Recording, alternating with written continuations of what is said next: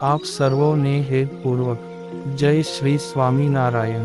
આજની સત્સંગ કથા વાર્તા નિજ મંદિર સાવરકુંડલા પવિત્ર માઘ માસ વિશેષ। આજે આપને સત્સંગી જીવન કથા વાર્તા અંતર્ગત શ્રી હરિ ગીતા સાંભળશું। અધ્યાય 2:1 શ્રી હરિ કહે છે, હે માતા, હવે હું તમને ભક્તિના અંગભૂત ધર્મ, જ્ઞાન અને વૈરાગ્યના લક્ષણો જેમ છે તેમ પૃથક-પૃથકપણે કહું છું, તે તમે સાંભળો। તે 3 અંગને મધ્યે ધર્મનું લક્ષણ કહું છું। બ્રહ્માદિક સર્વે ઈશ્વરોએ સહિત ત્રિલોકીનું ધારણ કરે તેનું નામ ધર્મ છે। આ ધર્મ કર્મથી પરતંત્ર સર્વે જીવાત્માઓને અને ભગવાનની ઉપાસનાથી જેને ઐશ્વર્ય પ્રાપ્ત થયું છે એવા બ્રહ્માદિક ઈશ્વરોને પણ ધારણ કરવા યોગ્ય છે। તેથી જ તેને ધર્મ કહે છે। જાતિ અને કુળથી હીન હોવા છતાં જે પુરુષ ધર્મનિષ્ઠ હોય તો તે બ્રહ્માદિ દેવતાઓએ પણ પ્રશંસા અને પૂજન કરવા યોગ્ય કહેલ છે। બ્રહ્માદિક ઈશ્વરો જેવો મોટો હોય પણ જો ધર્મ થકી ભ્રષ્ટ થાય તો તેની તુચ્છ મનુષ્યો પણ નિંદા કરે છે। તેથી સર્વેને ધર્મને માર્ગે ચાલવું તે જ સુખકારી છે। શ્રુતિ અને સ્મૃતિએ પ્રતિપાદિત સદાચારથી પ્રમાણિત કરાયેલો આ ધર્મ મનુષ્યોના 4 વર્ણ અને 4 આશ્રમના ભેદથી અધિકાર પ્રમાણે ભિન્ન ભિન્નપણે કહેલો છે। તેમાં બ્રાહ્મણ, ક્ષત્રિય, વૈશ્ય અને શૂદ્ર આ 4 વર્ણ છે। બ્રહ્મચર્ય, ગૃહસ્થ, વાનપ્રસ્થ ને સંન્યાસ આ આશ્રમના 4 વિભાગ કહ્યા છે। હવે 4 વર્ણના સાધારણ તેમજ વિશેષ ધર્મો કહે છે કે, હે મંગલ સ્વરૂપા માતા, મનુષ્યના સાધારણ અને વિશેષ એમ 2 પ્રકારના ધર્મો છે। એ બંને પ્રકારના ધર્મો હું તમને સંક્ષેપમાં સંભળાવું છું। હિંસા ન કરવી, સત્ય બોલવું, ચોરી ન કરવી, કામ, ક્રોધ અને લોભ ઉપર વિજય મેળવવો, મદ્ય, માંસ અને પર સ્ત્રીનો ત્યાગ કરવો, કોઈ પ્રકારનું વ્યસન ન કરવું, તથા જાતિ ભ્રષ્ટ કરનારા પાપ કર્મોનો ત્યાગ કરવો, સત્પુરુષોનું સેવન કરવું તથા ભગવાનની ભક્તિ કરવી, આ સર્વે મનુષ્યોના સાધારણ ધર્મો કહેલા છે। અંતઃશત્રુઓનું શમન કરવું, બાહ્ય ઇન્દ્રિયોનું દમન કરવું, તપ કરવું, જ્ઞાન મેળવવું, દુઃખી ઉપર દયા રાખવી, સ્વધર્મ પાલનમાં શ્રદ્ધા રાખવી, ઉપદ્રવીને ક્ષમા આપવી વગેરે બ્રાહ્મણોના સ્વાભાવિક ધર્મો કહ્યા છે। શૂરવીરતા, ધીરજ, બળ, ઉદારતા, ગાય, બ્રાહ્મણ અને સાધુઓની રક્ષા વગેરે ક્ષત્રિયોના સહજ ધર્મો છે। ખેતી, વેપાર, ગૌ રક્ષા, વ્યાજવટો વગેરે વૈશ્યોના ધર્મો કહ્યા છે। અને હે નિષ્પાપ માતા, 3 વર્ણની સેવા કરવી તે શૂદ્રનો વિશેષ ધર્મ કહ્યો છે।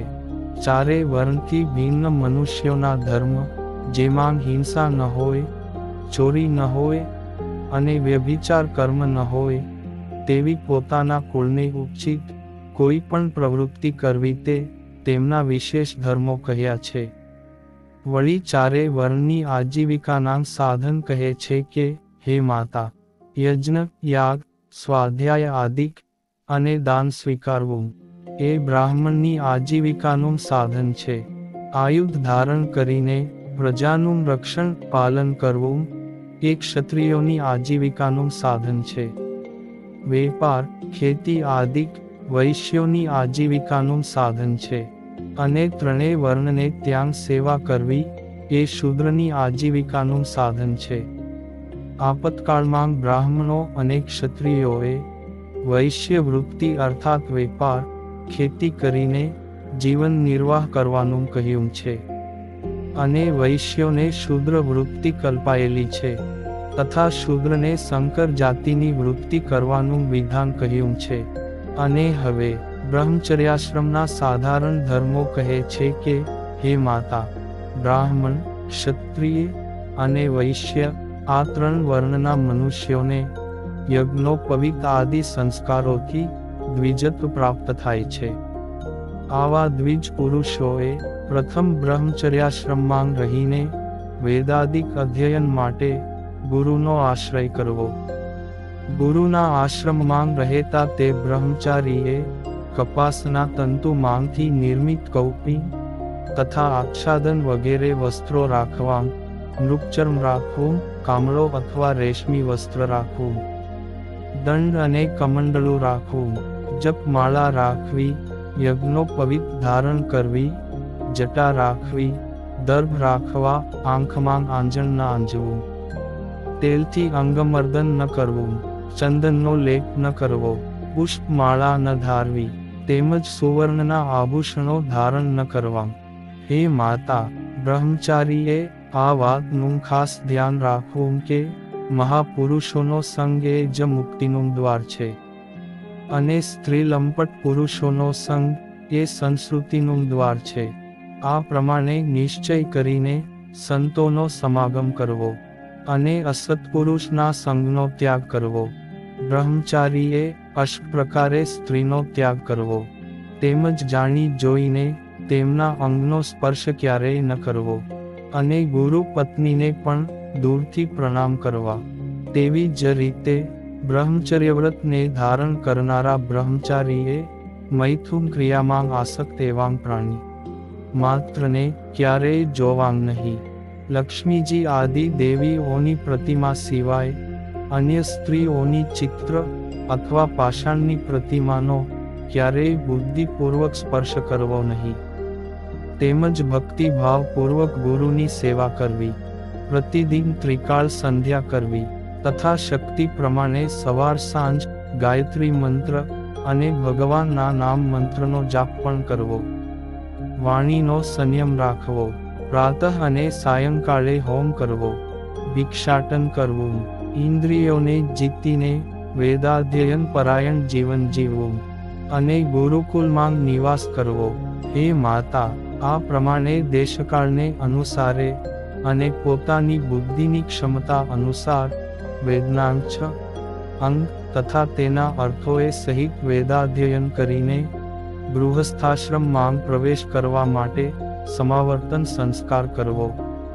હવે ગૃહસ્થાશ્રમના સાધારણ ધર્મો કહે છે કે હે માતા, જે બ્રહ્મચર્ય વ્રતને આશરેલા બ્રહ્મચારીને વૈરાગ્ય ન હોય તેણે પોતાની શક્તિ પ્રમાણે ગુરુને દક્ષિણા આપીને ગૃહસ્થાશ્રમમાં પ્રવેશ કરવો. પણ જેને તીવ્ર વૈરાગ્ય હોય તેવા બ્રહ્મચારી એ તો સીધા વાનપ્રસ્થ કે સંન્યાસ આશ્રમમાં પ્રવેશ કરીને નૈષ્ઠિક બ્રહ્મચારી થવું. હે માતા, ગૃહસ્થાશ્રમમાં પ્રવેશ કરવાની ઈચ્છાવાળા પુરુષે શુદ્ધ કુળમાં જન્મેલી, સમાન જ્ઞાતિવાળી તથા પોતાનાથી ઉંમરમાં નાની નિર્દોષ કન્યા સાથે વિવાહ કરવો. ન્યાય તથા નીતિથી ધન કમાવવું, પ્રતિદિન સ્નાન કરવું, ત્રિકાલ સંધ્યા કરવી, સવાર સાંજ હોમ કરવો, પિતૃઓનું તર્પણ કરવું, વિષ્ણુ ભગવાનનું પૂજન કરવું, તેમજ શક્તિ પ્રમાણે સ્વાધ્યાય તથા વૈશ્વદેવ કરવું. ગૃહસ્થ પુરુષે આપતકાળમાં મધ્યાહ્ન સમયે કરવાની સંધ્યા સવારે કરવી અને પ્રાતઃ સમયે કરવાની સંધ્યા મધ્યાહ્ને કરવી તથા સાયંકાળે કરવાની સંધ્યા રાત્રિને વિશે કરવી. સંધ્યા વંદન, ગાયત્રી જપ અને વિષ્ણુ પૂજનથી રહિત વિપ્ર 4 વેદનો જ્ઞાતા હોવા છતાં પણ શૂદ્ર જ છે, તેમાં કાંઈ સંશય નથી. સ્નાન કર્યા પછી ધોયા વિનાનું જે કપાસ તંતુથી નિર્મિત વસ્ત્ર હોય તેનો સ્પર્શ ન કરવો. સ્નાન ન કર્યું હોય તેવા અપવિત્ર પુરુષે સ્પર્શ કર્યો હોય તેવા ધોયેલા વસ્ત્રનો પણ સ્પર્શ ન કરવો. ત્રણેય વર્ણના દ્વિજાતિ પુરુષે ધન ધાન્ય આદિકનો પૂર્ણ વૈભવ હોય ત્યારે વિવાહ સમયે તથા પોતાની મિલકતના ભાઈ ભાગ સમયે અગ્નિનું આધાન અર્થાત અગ્નિની સાક્ષીએ કરવું. ગૃહસ્થ પુરુષે સમયે સમયે માતા પિતા આદિક પોષ્ય વર્ગનું અન્ન વસ્ત્રાદિકે કરીને પોષણ કરવું, પણ તેમને દુખવા નહીં. તેમજ અતિથિને સર્વકાળે અન્ન, જળ અને વસ્ત્રથી નિરંતર સંભાવના કરવી. નિત્યે સત્પુરુષોનો સમાગમ કરવો અને ભગવાનની નવ પ્રકારની ભક્તિ કરવી. કુસંગનો કે કુસંગીનો સંગ ક્યારેય ન કરવો. તેમજ મૂઢ માણસની જેમ ઘરમાં આસક્તિ ન રાખવી.